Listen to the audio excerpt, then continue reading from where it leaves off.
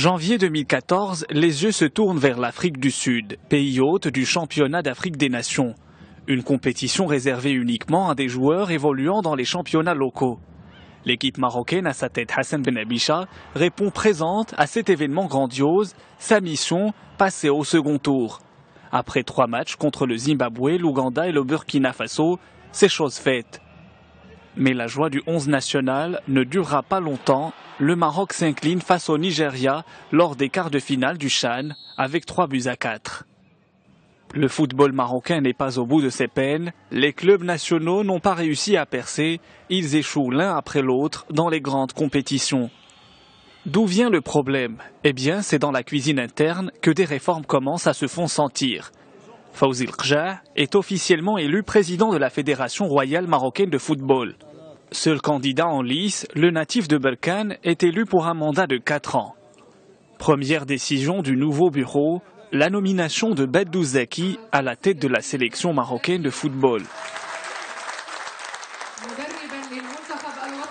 Mohamed Fakher, lui, se voit attribuer la responsabilité de coacher la sélection marocaine des joueurs locaux.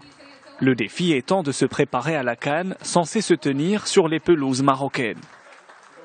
Le Raja de Casablanca cède son titre de champion du Maroc. C'est le Maghreb athlétique de Tétouan qui prend sa place sur le podium.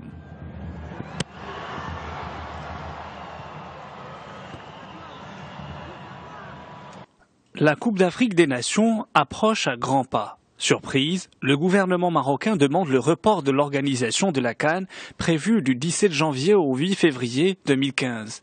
Motif invoqué, le Maroc veut éviter la propagation du virus Ebola sur son territoire. Ayant refusé le report de cette manifestation sportive, la CAF décide de donner à la Guinée équatoriale l'organisation de la CAN. Le 11 national est automatiquement disqualifié et attend d'autres sanctions.